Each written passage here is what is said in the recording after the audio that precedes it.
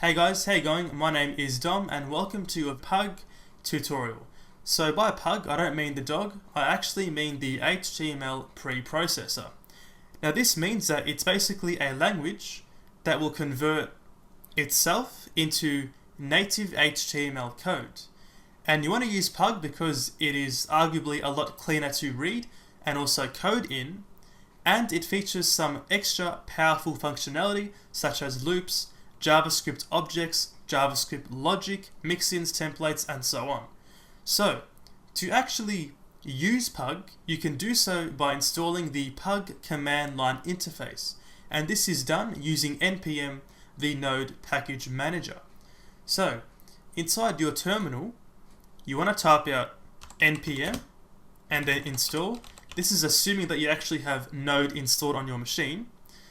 So typing out npm install and then typing out pug-cli, the pug command line interface, you can install pug. You might want to also add the -g flag to make that install globally.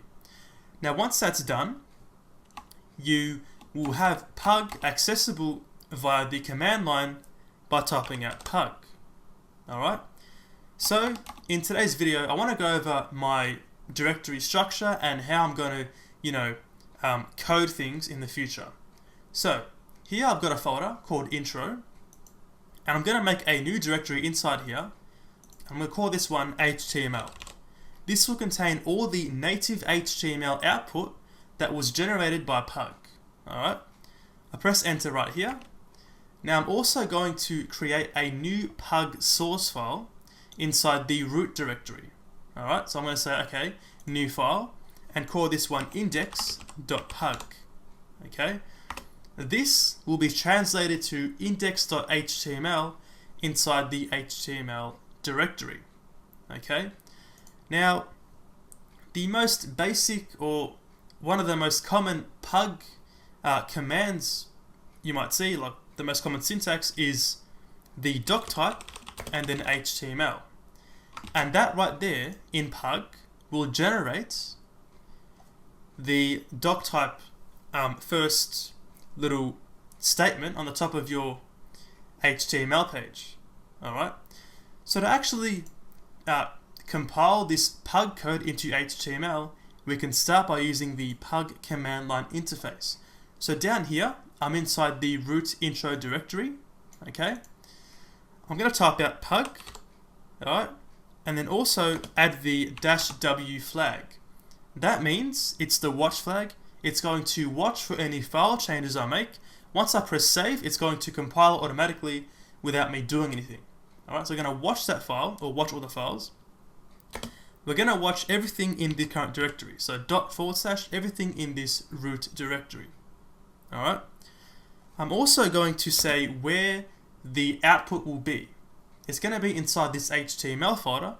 So I'm going to say -o and then say /HTML. So output all my stuff inside the HTML folder. Okay.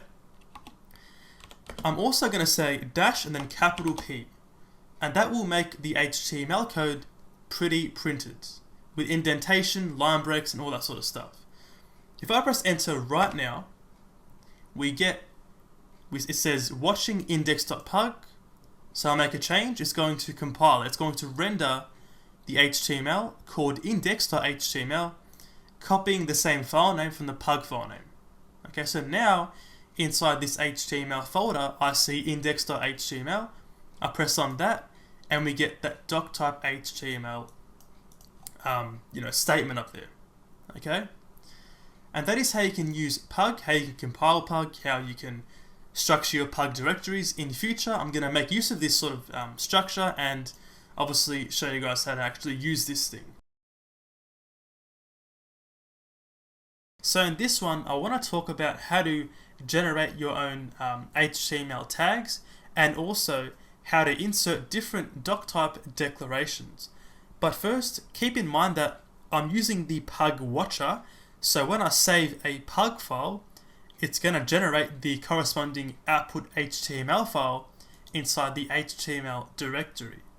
Okay, so inside this pug file, we can create or generate a doctype using the doctype shortcut. So I'm going to say doctype like that, and then say HTML with a space. And that right there will generate the standard HTML5 doctype declaration. So if I save this one, inside the output file, we get that right there. Okay, perfect. We also got things such as XML. So for example, doctype XML, we get the XML declaration. We have also the transitional one. Save this one, we get that right there. We have strict. Alright, and also a few more, which you can see inside the pug documentation. So I'll make this back to HTML. That's the most probably common one to see, and probably what you're going to work with. So with this, we're going to start creating some HTML tags. Now, in regular HTML, to make the HTML tag, you type out, alright, HTML opening and then HTML closing. Okay, with pug, it's literally just less than half the amount of coding. So in pug, you type out HTML like that, and it's going to generate both the opening and closing tag for you if the closing tag is required. So if I save this one, we get in the output HTML like that. Pretty cool. So that's how to actually make an HTML tag. You just type out, boom, the HTML tag name. Now to actually add a child element of another parent element, for example, adding the head tag inside here, we can do that by first indenting on a new line. So I press enter here and then an indent. Okay, here we put the name of the child element or child tag. So typing out head right here and saving this one will give us the desired output. For example, boom, HTML and then head inside there. If I was to get rid of the indent, make that onto the first character here, like that, if I save this one, we get no errors, but in here, we get them on two separate lines. They're two separate elements and not connected in one bit. So make sure you use an indent for child elements. It's very important, okay? So we'll do the same thing for the body tag, just like that. Save this one and we get this output right there. Pretty straightforward. Now, in the body, I'm going to make a few tags, some H1s and some Ps and also some unordered lists, okay? So, inside here, going to press enter and add a new indent for a child element. I'm going to make an H1 tag. H1, save this one, check the output, and we get that right there. Now to actually put text inside here, we can do so quite easily using pug. We'll put a space in front of the tag name and then write some text. For example, welcome to decode. Okay? If I save this one, we get that right there. Perfect. Now, let's create a paragraph tag. So, below here, gonna make a new paragraph tag. Now, if I was to say, okay, this is a paragraph tag, that works fine. We see that right there. Now, if I want to actually have multiple lines of text, if I type out, and this is a new line, save this one, and we get this. A bit funny. So it's saying and as a tag name and putting that text inside there, inside the and tag. So to actually generate some multi-line text using pug, you put a full stop after the element name or the tag name, like that, and then you drop your text onto the second line, indent it, and now you have your multi-line text. Okay, so now we have this right here. If I save this one, the output looks like this, which was our intention. Okay, so use a dot for multi-line and put it on the second line and also indent it. Okay, now you might commonly see unordered lists or lists in general on pug examples or documentation. So to actually make a list, we can do so using the UL unordered list tag, and then put some child elements inside here. We'll say li for list item. Yep, this is item 1, and then so on. Okay, 2 and then 3. We save this one, and we get that right there. Okay, so pretty straightforward stuff and quite interesting.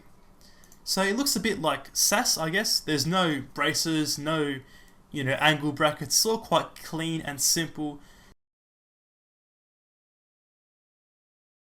So in this one, I want to talk about how to add IDs and classes to your HTML elements. So just keep in mind that I have a pug watcher happening right now, which means when I save this index pug file, it'll automatically generate the output file inside the HTML directory under index.html. Alright, so let's get right into it. We can start by making a simple HTML document with a doc type. We can add an opening HTML tag, a head tag, and also a body tag. Alright, so if I save this one, we get this in the output. Alright, so let's define a h1 header tag and give it an ID.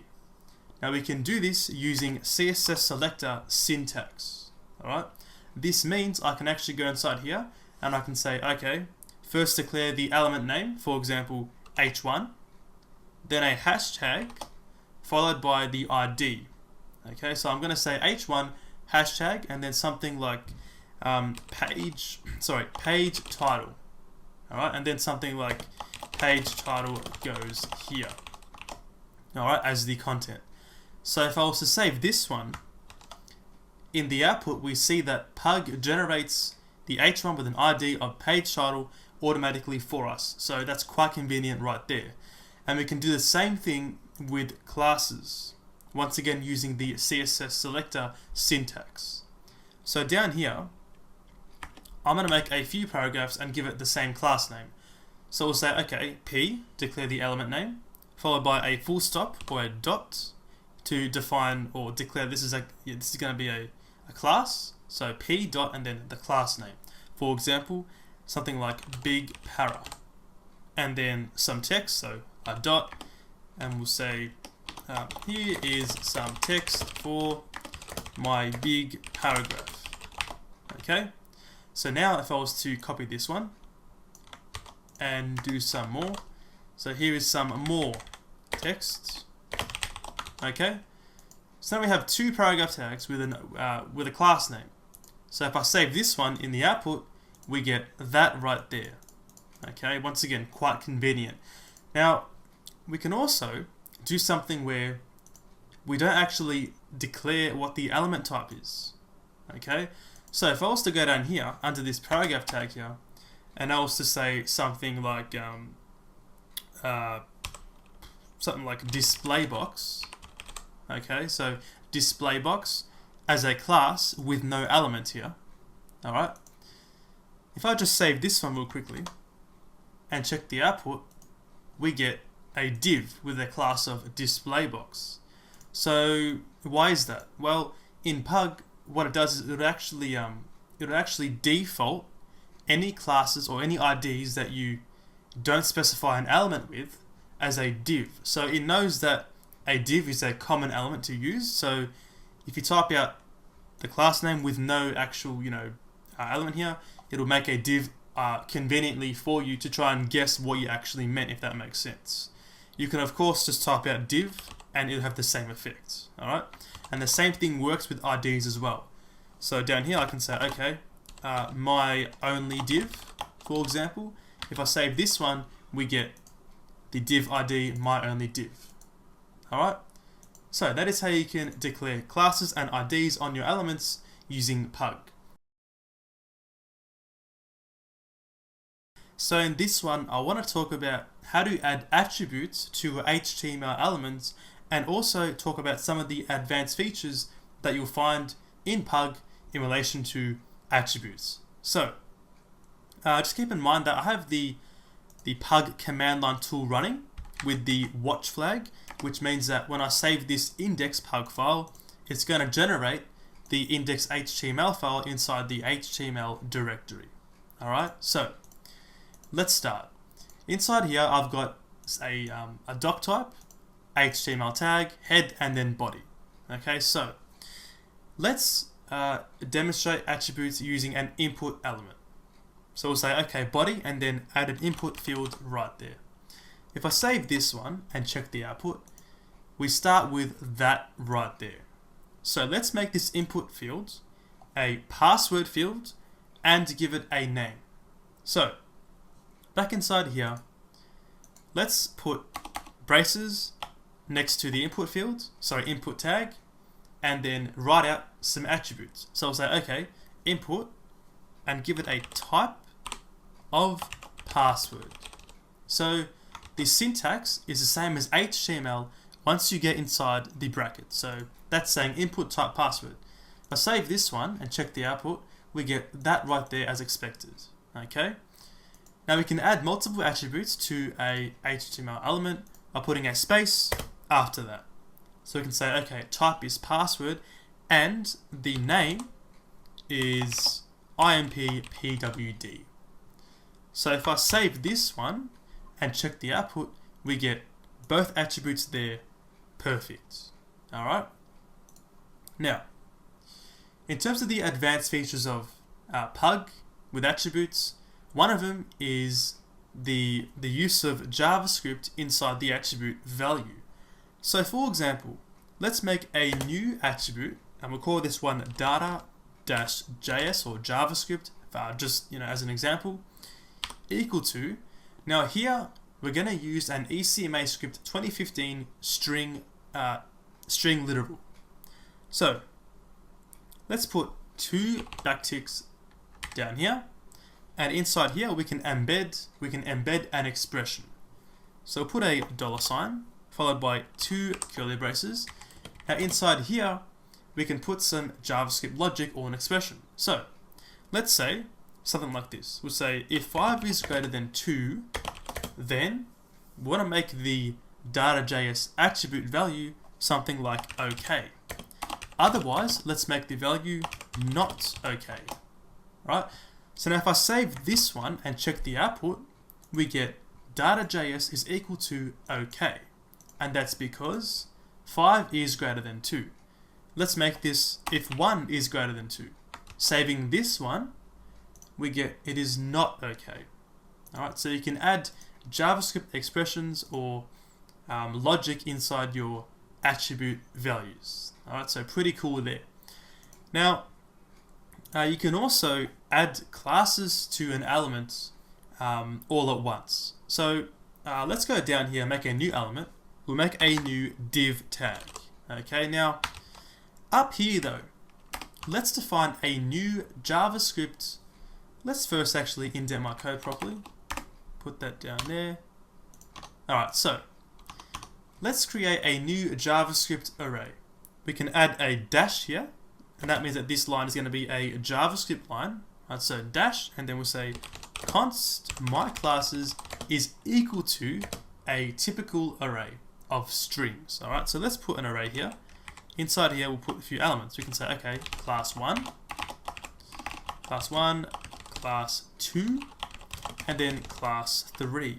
Alright, so here we have defined a JavaScript array using the dash. Alright, now we can add all these classes to this div element like this. We can say, okay, once again using the braces, we can say class, so the class attribute similar to that right there, is then equal to simply then my classes. So if I save this one, in the output we get a div and a class attribute of all these classes right there, separated by a space. Okay, so quite convenient. Now, if I was to go back inside here and add a class to the beginning of this element, the traditional way, so div and then dot, something like, I don't know, my div. Okay, if I save this one, we're defining a class here and also more classes inside here like that. Alright, the output looks like this. We keep the initial myDiv class, so that means that right there is going to append to the current class list. Right, so keep that in mind. Now we can do a similar sort of thing with inline styles. So down here, let's make a new div once again. And up here, let's make a new JavaScript object. So once again, using the dash to signify a line of JavaScript, we can say, okay, dash and then const my styles.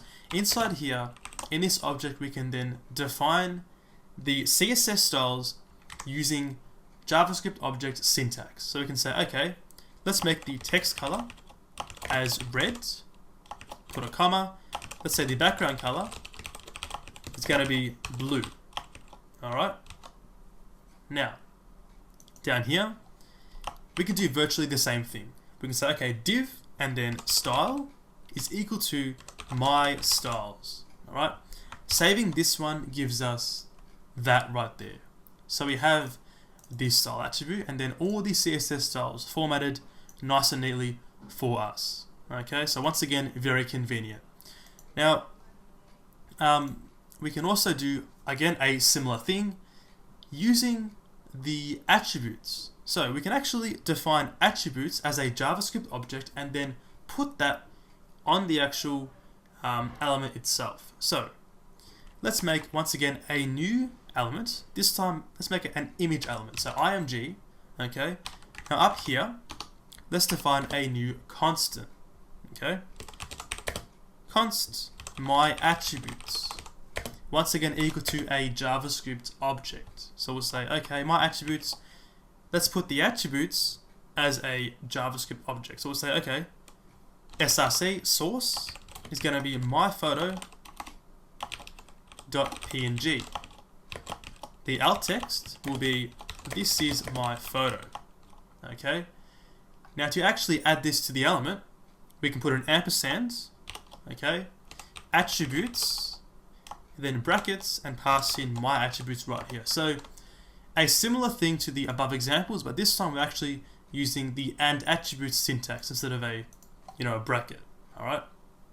Now if I save this one, what do we get? Well, we get, boom, that right there. Image source, my photo, alt text, this is my photo. Perfect. All right. So once again, very convenient. Now, one more thing. Let's talk about Boolean attributes. So things such as input type, text, and then have that being disabled, or something like input type the checkbox and then make that checked. So those single word Boolean attributes. Okay. So down here, let's make a new input fields. Okay. Give it a type of just text, normal, and let's make that text field disabled. We can say, okay, disabled. No need for a equals and then something else. Just disabled, and then Pug will automatically add that to the actual attribute list. So if I save this one, what do we get? We get that right there. Type text, and it's disabled. Now, what if I was to change the doc type for this document to something like transitional? Now, transitional does not support the single word attributes. So if I save this one, what happens? We'll check the output, and this time we get disabled equals disabled. So Pug is going to automatically make sure that the output is valid for the actual document type, which is obviously quite cool. You know what? One last thing with the attributes, you can say, okay, disabled, then equals false. So goes away, or true. So keep that in mind. All right, boom, right there. So in this one, I want to talk about how to work with CSS within your Pug HTML files. This includes external CSS, internal CSS, and also inline CSS. All right, so let's get started. Just keep in mind that I have the Pug watcher running, which means that when I save an index.pug file, it gets outputted inside index.html inside the HTML directory. All right, so the index.pug file. Let's start by declaring a document type.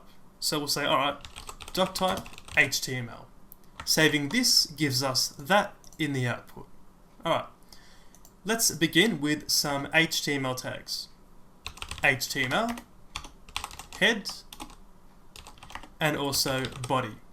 Now, to include an external CSS file, it's the same as doing it with regular HTML, except you're actually going to be adding the element using pug. So, let's first create a CSS file inside the HTML directory. So we'll say, okay, new file, call this one style.css.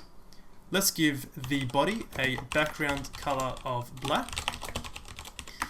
Let's give it a font size of 36 pixels and a font color of white. Alright, so now we're going to include this CSS file inside this index HTML file. Okay, so inside your head tag, you want to make a new link element and give it a few attributes. The first one being rel equal to style sheet. Okay, make a second one called href equal to style.css. Saving this one generates in the HTML a normal link element with two attributes rel and href. Now, inside the HTML directory, we've got style.css and also index.html. So this is relative to the actual directory right there. So now this HTML file, if I was to add some text inside the body, just say one paragraph saying this is an HTML file. Saving this one gives us that result right there. In the browser, we get, boom, that right there. So everything works as expected. Okay, so that is how you can use external CSS with pug. Now, internal CSS is essentially the same thing as normal HTML internal CSS, but using the pug syntax to create a multi-line element. So back inside the head tag, we can create a new style element. So we'll say, alright, style, okay, then put a dot to say this is going to be a multi-line HTML element. Putting an enter, then a tab, we can now start declaring our CSS rules. So let's add some more rules for a paragraph tag.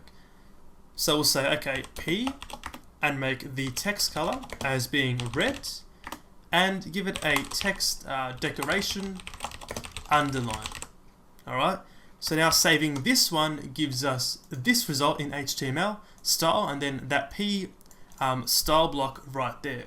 In the browser, we obviously get, boom, that effect. Okay, now for inline CSS, we can do once again a very similar thing by going inside the index pug file and putting an attribute on the actual paragraph tag. This will be the style attribute. Now we can do this one of two ways. We can first do it the, normal way by putting a double quote and putting the actual styles inside here. For example, let's just say that we'll give the text align center, and we'll also give it uppercase transformation, so text transform and then uppercase. Alright, saving this gives us this in the HTML. Inside the actual browser, we obviously get, boom, those effects right there. Now we can also do it a separate way. Now we can do this also using a JavaScript object. So let's define a new JavaScript object within pug by putting a dash and then writing the JavaScript on this line. Let's make a new constant and call this one p styles. Okay, that's going to be equal to an object literal. Now inside here, we're going to give the CSS properties using key value pair. So let's just say, let's define a new property called text align. Okay, with the value of center, and do the same thing for text transform uppercase. Alright, perfect. So now we have this JavaScript object. We can actually insert this into this style attribute by getting rid of all this stuff, including the double quotes, and simply just saying p styles. Now pug is going to read this object and then convert that into normal CSS. So saving this one gives us that in the HTML. We can see we get the formatted CSS there. Actually, might be a problem here. Give me one sec. Okay, what does it say? Unexpected token. Okay, so got to give a double quote there and fix that up. Alrighty. Now that is a valid object. We can save this, and now in the HTML we get that formatted CSS the way it should be. Okay. Now saving this in the browser, we get the same effect. Okay, and that is how you can use CSS with your pug HTML files. So in this one, I want to talk about the each loop, and the each loop basically allows you to loop over an array or an object and then output HTML. And the each loop is the same as the for loop, except that the for loop is a different name. So each and for, these two loops are exactly the same, they just got a different name. Okay, so keep that in mind. Alright, so let's get right into this. Just keep in mind that I have the pug watcher running, which means that when I save this index pug file, it's going to output that inside the HTML directory. Okay, so if I was to type out, okay, doctype HTML, then add the basic HTML tags, head and then body. Saving this gives me this in this file right there. Okay, so let's start with this each/for loop. I'll begin with an h1 tag and we'll just say, okay, for/each loop. Okay, now down here, we're going to use the each loop to output the numbers 1 to 5 on the actual, in the HTML. So the syntax is as follows. You start with the each keyword, followed by the name of the temporary variable that will hold each value. So for example, each and then n, short for number, and then you write out in. So you're saying each n or each number in your array. So we'll type out 1, 2, 3, 4, and 5. Okay? And now inside here, we'll just indent this, and then we'll type out, we'll make a new paragraph tag, and just put n inside there. Okay? Actually, need to put an equal sign. That way we actually output some HTML. The equals allows you to output the actual value instead of the number n. So if I was to get rid of this equals and save this one, we get n, n, n, n, n. Having the equals there means that it's going to interpret this n as the actual variable up here. So now saving this gives us that right there. 1, 2, 3, 4, 5. And this is done only with a simple loop. So obviously this is quite useful for dealing with data especially. Okay.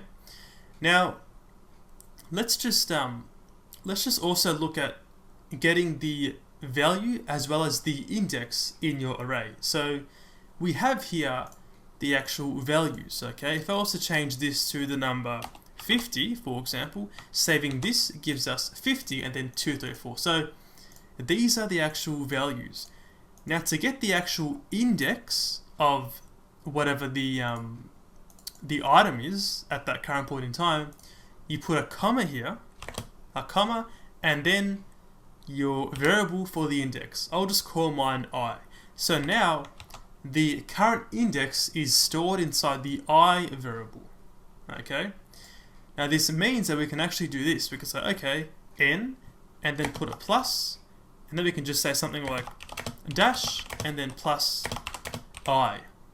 So now we're going to see the value, and then a dash, and then the index. And now saving this gives us this in the output, 50 at index 0, 1, 2, 3, 4, and so on.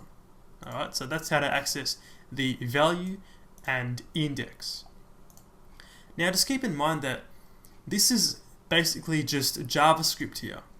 I can actually declare an array outside of this each loop here. So I can put a dash here and declare a JavaScript array. For example, let's just make a new constant and call this one names equal to an array of strings of names. So for example, we'll have one for Dom, Sophie, and then Mark. So we have 3 names here. Now, I can actually go inside here and replace that one right there with instead names. So now it's going to loop through everything in this names array. So saving this gives us that right there. Dom at index 0, Sophie 1, and then Mark and 2. So pretty cool stuff. So that's the arrays. This thing also actually works on objects as well. So if I was to get rid of this array here, and instead, let's just put something like maybe grade. So make a new object called grades equal to an object literal, and we'll put some grades for your university courses inside here. For example, let's just say, okay, we'll say for web development or web dev, you got 85%. All right. For something like software design, you got 76%. So we have two properties in this object. All right. So now if we save this, we get, okay, that didn't work. Why not? Let's see the output. What does it say? Length of okay, of course. So got to put grades inside here. All right. So now saving this one gives us that in the output. We get the actual the value and then the index. So in this case here, the index will be the actual property name and the value will be the actual value of that property. So we're saying, okay, 85 for web dev, then that for software design. All right. So if I was to actually change this from each into for and save this, we get the exact same result. Let's just change this from 85 to 100 to just prove this. Save it again, and we get 100 right there. So the each and the for are just the same thing with a different name. Okay. Now this thing actually, it also comes with an else, and the else will run whenever there's actually no values to iterate through. So if I was to go down here and go back and just say, okay, else. All right. Down here, let's just put a strong tag, and inside there we'll just say something like no loop possible, or maybe no values are here. Okay. Oh, let's get rid of those quotes. Right. So now what's going to happen is, if there are no values to actually loop through, it's going to print out no values are here. Let's just get rid of this grades. All right. Get rid of this grades. And inside here, we'll put an empty array. So an empty array, saving this gives us, boom, that right there. Strong, no values are here. So it skips this part and just says, okay, we can't do anything, so print out no values are here. Alright, and that is how you can use the for/each loop within Pug. I want to talk about conditionals in Pug. So essentially, the most common type of conditional is an if statement. So with an if statement, you're able to do things based on a certain condition, otherwise do something else. So for example, if a user is logged in, you want to say, hi, how are you? Welcome back. If they're logged out, you want to say, hey going, do you want to log in? So essentially, you're able to do different things based on a certain condition. So let's see how this thing works. I've got a basic HTML template right now. We have that in the actual output. All right, so inside the body tag, let's make a new h2 tag and just say my web application. If I save this in the browser, we get this result right here. All right, quite simple. Now, let's add a conditional statement to display different things if a user is logged in or logged out. So let's first start by defining a JavaScript object to actually represent the user. So I'll put a dash here and then say let user, a new variable, equal to an object. All right. This object contains three properties. Firstly, the name of the actual user, for example, Dominic. All right. And then a logged in boolean to represent their logged in state. For now, I'm going to say that they're actually not logged in. So I'm going to say logged in equal to false. All right. The the third property will be last login. So last login, we're going to say it was 6 minutes ago. So somehow using cookies or sessions, we're able to discover that their name is Dominic, they're currently not logged in, and their last login was 6 minutes ago. Alright, so now with this object, we're going to output different HTML based on different property values. So the first one is going to be, if they're logged in, we're going to say, hi, welcome back, and then their name. So let's go down here and write an if statement. So we're going to say, okay, if, and then type out user.loggedin. So if the user is logged in, then I want to output by indenting some HTML. We'll make a paragraph tag and then indent this to add some child elements to this paragraph. We're going to say, okay, put a pipe character and say welcome back. Okay. Now this pipe character means that I want to ignore all this text and make it actual plain text and not an HTML tag. If I was to remove the actual pipe, then it's going to make a welcome element. Okay. So put a pipe to ensure that this is interpreted as plain text. Alright. Now down here, I'm going to put a strong tag. I'm going to say strong. Alright. And then interpolate this and pass in user.name. Okay. So now with this, we are essentially saying if the user is logged in, then say welcome back and then output their name in bold. Okay. So now I'm going to just, actually, you know what? I'll change this logged in state to true and then save this, and then we'll see the actual output. Alright. So now if I save it, the output looks like this. Welcome back, Dominic. Okay. So we see how the condition works. If I make this false and then save this one, refresh the browser, and we get nothing at all. So you're seeing how it actually works here. Let's just keep it at false for now. Okay.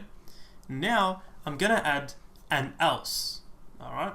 So down here, I'm going to indent back to the actual if line. Alright. And then say else. So now this block will execute whenever this is not true. So we're going to say, okay, if they're not logged in, then display a anchor link element with an href of login.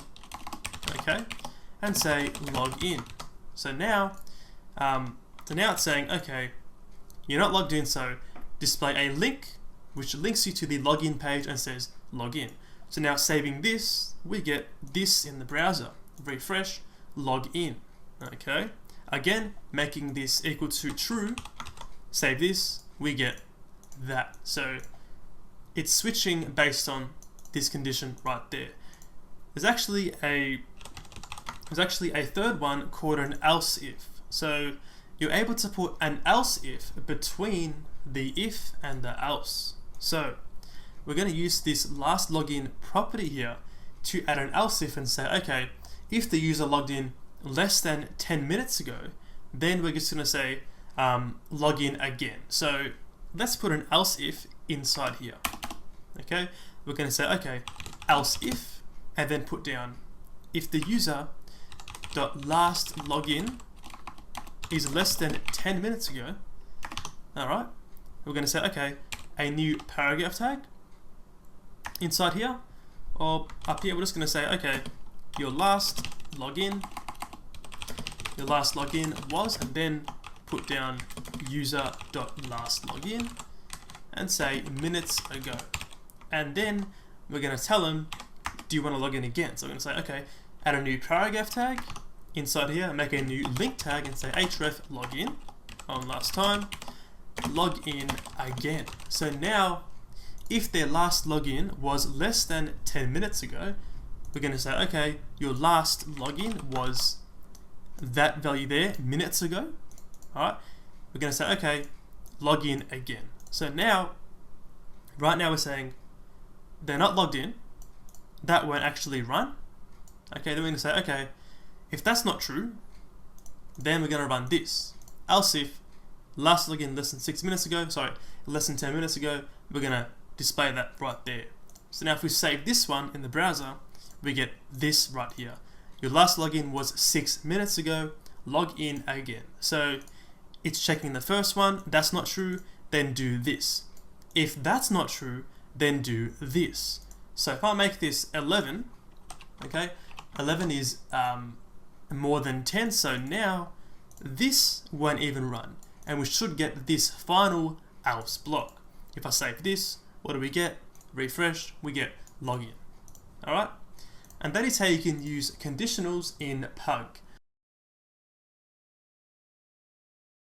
I want to talk about the case statement in Pug. So essentially, the case statement is just like the normal JavaScript switch statement. So you're able to do different things based on the value of a variable or some sort of expression. So in this case here with Pug, it's going to be you're able to change some HTML based on some sort of comparison. So let's see how this thing works. I've got a simple HTML markup here with the HTML tag, head and body, and a title. Inside the index HTML, we get that result right there. So now inside the body, we're going to use a case statement. So we can start by defining a new JavaScript constant and call this one order status. Okay, now this right here will be the status of some sort of order. So for example, the order status might be pending. Okay, and this status might be things such as pending. It could be in transit. So I'll just write these down. We have pending. It can be in transit, and it can also be completed. So we're going to look at these values here, and then output different HTML based on what value the order status is. So below here, we're going to use the case statement. It looks like this. You write out case followed by the thing to actually compare against. In this case here, we're going to compare against order status. Okay, and then you put a line break, then a tab, and now you write out something like this. You say when. So using the when keyword, you then write out an actual value here. For example, pending. Okay, so it's kind of like English here. We're saying, okay, we're checking the order status. When it is pending, we want to do stuff here. Okay, so let's say, for example, we'll output it, we'll do a paragraph tag and say your order has been placed and will be sent shortly. Okay, we can do another one for the in transit value. Okay, this one here is going to be your order is on the move. You should receive it soon. Okay, and then one more just for the completed value. Alright, paragraph will say your order has been completed. Okay, so now we have the case statement all done. So it's going to check the value of order status and then do different things based on the actual value. So now inside the outputted HTML, what do we get? We get your order has been placed and will be sent shortly. That's because currently the order status is equal to pending. If I change this to in transit and then save this, we now get on the move, you should receive it soon. And then obviously we change it to completed, we get your order has been completed. So you can see how it's actually working here. Right, now what if I make the value here something random, such as random? Okay, random isn't in this list and it's not being compared down here. So what happens now? Well, if I save this, we get nothing. So we actually get no output from that case statement. To actually resolve this, we can use the default keyword. And default means what happens when the value is not one of these. Okay, so if it's not pending, not in transit, and not completed, we're gonna do this instead. Okay, in that case, we'll just write out something like, sorry, we aren't sure what happens with your order. okay? So now if we save this one, sure enough, we get that message right there. Alright? And the same thing works with numbers. Just make this, 1, 2, and then so on. Have this as 2. And we should get that one right there. You see how it works. So numbers, strings, whatever you want, it works. And that's how you can use the case statement in Pug. I want to talk about the include keyword in Pug. So essentially, the include keyword allows you to include other Pug files inside your Pug file. And it's very useful when you have multiple HTML pages that share the same HTML. So things such as headers, navigation bars, and footers. That sort of stuff, and includes might be quite useful. So let's see how this thing works. I've got an index.pug file here. I'm just going to create a new h1 tag inside the body and give it something like a company name. Okay, and also make a navigation bar with a few links inside here. Make a new a tag, give it an href of something like index.html, and have that be home. Do the same thing 2 more times for about.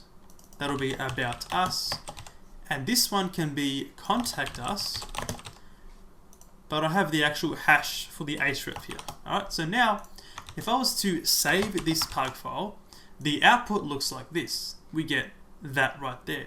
In the browser, we actually get something like this. Refresh, and we get that. So now this navigation bar and company name is going to be repeated across multiple pages on this website. So we're going to use an includes to actually do that.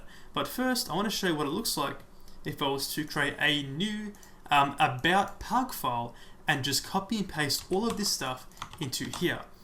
And then just have something like about as the title, and just have a new header tag below here with about us. Okay, so now if I save this and then check the browser, I'll just click on this about link and we get that right there. So we have the about page here.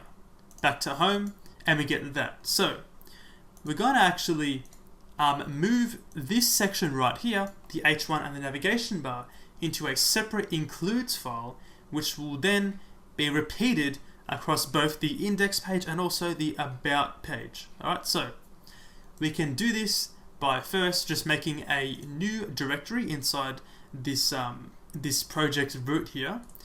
Gonna call this directory includes.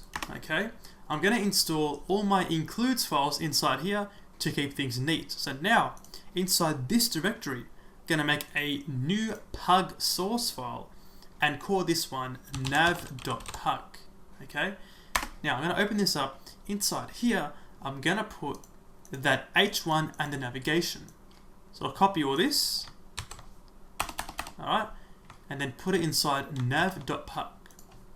Just make that all nice and neat once again.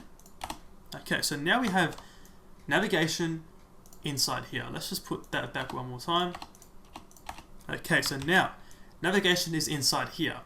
Back inside the about pug file, under the body, I'm going to type this out.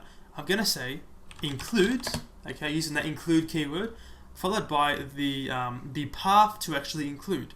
For example, in our case, it will be includes /nav.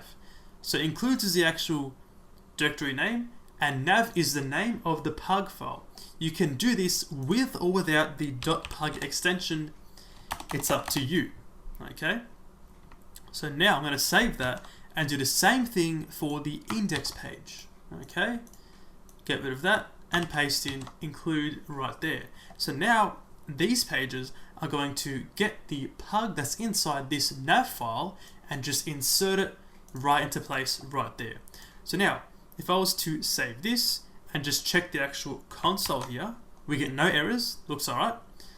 Okay, now in the actual browser, also refresh, this time we get the same result. So we see how the same thing is happening. However, this time around, I can actually go inside the nav pug file. If I make a change inside here, it's going to change it across all the all the HTML pages. So for example, let's say I want to add a different link to the actual navigation bar. If I add a gallery to this, we'll say gallery and call that gallery. Okay. If I save this now, we should hopefully see the result in the browser. I'll refresh and we get gallery right there. Okay, so going back to the home page now, the about page, we get gallery as well. So we're making one change and two Pug files are being updated, and that is the power of the include keyword. Alright, and that's how you can use include in Pug. So in this one, I want to talk about mixins. And mixins are basically just reusable blocks of Pug code, and they behave like functions. You can actually call these mixins throughout your Pug project and even pass in data as arguments. So dynamic data from your database or whatever, you can pass it in as arguments, and then the mixin will actually render the HTML with those arguments. So they behave very similar to functions. So let's see how this thing actually works. We're going to use an example of a typical website comment. So a comment has things such as an author, a date, and also the actual comment text itself. And we're going to use a mixin to actually render a comment. So on a post or video, there might be heaps of comments, just say 5 to 100 comments, and you can use a mixin to produce the same HTML structure for all those comments, but have different data. So let's first start by actually designing the comment HTML first. So inside the body, let's create a new wrapper for a comment. So let's make a div with a class of comment, just like that. This div has 3 child elements. The first one being the comment date. And let's just say the date was, for example, the 2nd of April. Okay. And we can have one for the actual author, so .author, so a class of author. Give it value of decode, me, for example, and also one more for the text. This will be the actual comment itself. For example, hey mate, nice tutorials. Okay, so now if I was to save this inside the HTML directory, we have a new index.html file, and the output looks like this. If I was to go in the browser and refresh, we get that right there. Alright, so that is basically the structure of the comment designed in HTML. Let's just add some simple styles to make it look better. Alright, let's make a new style tag up here in the head and create a new style, a style set for the comment class. Give it a font family of sans serif, a line height of 1.5. Let's give some padding, about 10 pixels, okay, and a border of 1 pixel, solid and dark gray, and also a width of 250 pixels. All right. Now for the actual date, let's make this a bit smaller. So we'll say .date, a class of date. Let's give it a font size of 85%. All right. For the author, let's give a font size of a bit larger, something like 110%, and a font weight of bold. And also for the actual text itself, let's just say font size 100%, and that'll be the default value anyway, but that's fine. If I was to save this and refresh the browser, this time we get that right there. So we have the comment structure in HTML and also some styles. I'll just add for the date a text align of right to get that to the right side. Save this, refresh, and we get that right there. Perfect. So now we have the actual structure. We can now move this into a mixin. All right, and that'll let us actually reuse this same structure for whatever values we want later on. Okay, so on the top of this pug file, let's declare a mixin. We can do this by using the mixin keyword. So we'll say mixin followed by a space and then the name of the mixin itself. In this case here, let's call our mixin comments. Okay, now, as I said, this mixin can contain or accept arguments, extra data. We can put these arguments inside a brace. Let's accept one argument, that'll be comment data. So now we can reference this comment data argument as a typical JavaScript object within the actual mixin itself. So now, after an indent, inside here, this mixin, we can put whatever pug code we want. Alright, so, for example, let's render first the comment wrapper. So I will say dot comment, so a div with a class of comment. Okay, now down here, we can start to render some dynamic values from this comment data argument. So, inside here, let's copy all this stuff right here. So we'll copy this, paste it inside there, and fix that up. So now, for these values, right, we can say this instead. We'll put an equals to get some buffered output, and we can say comment data dot dates. Alright, down here, the same thing. Comment data dot author. Same thing for the bottom one. Equals, and then comment data dot text. Okay, so now the mixin is complete. We have this reusable structure with some dynamic data coming from the argument. Okay, so now if I was to save this and go down here, alright, and I'm going to replace all of this stuff right here with a mixin call. But first, let's just declare a JavaScript object to actually be the comment data. So down here, let's put a dash right here and say, make a new constant and call this one C equal to a JavaScript object. Let's give it some values. We need date, author, and text. So down here, let's start with date. The date, once again, we can say it was the 2nd of April, so 2018. Let's give it the author property of decode, and the text, let's just say the same thing. Hey mate, great tutorials.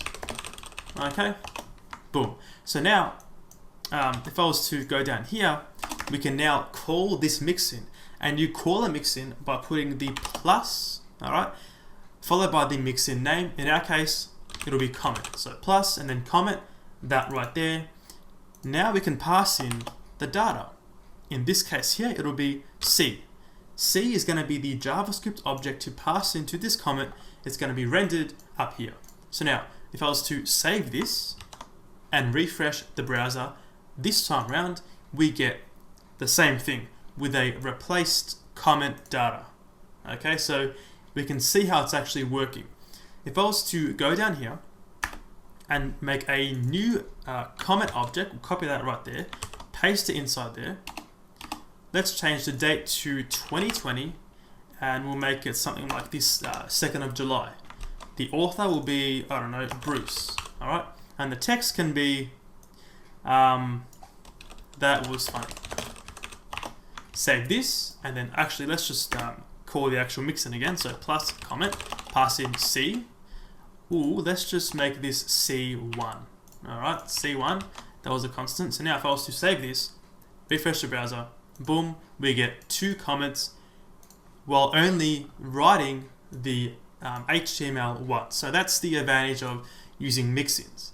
Now, just keep in mind that these mixins, as I said, can actually contain any form of, pug features. So, for example, let's actually put an if statement within this mixin. Let's say that some comments can be posted by an admin user, and in that case, we want something like a message on top here that says this was posted by an admin. So let's just go back inside the code here and create an if statement inside this comment. Okay, we can say if comment data dot posted by admin. So if it was posted by an admin, we want to render a new I italic, or let's use an EM. So an EM tag to produce italic text, and give it the the text of posted by admin. Okay, so now if this comment was posted by an admin, render that right there. So now within this code down here, let's say that the first comment has the posted by admin property with a value of true. Okay, so now if I was to save this one and refresh the browser, we get posted by admin within that comment there because it has the actual property right there. So you can see that the Mixins supports all the types of pug features, not just rendering HTML by itself. Alright, and that is how you can use Mixins in Pug. Thank you for watching, and I'll see you later.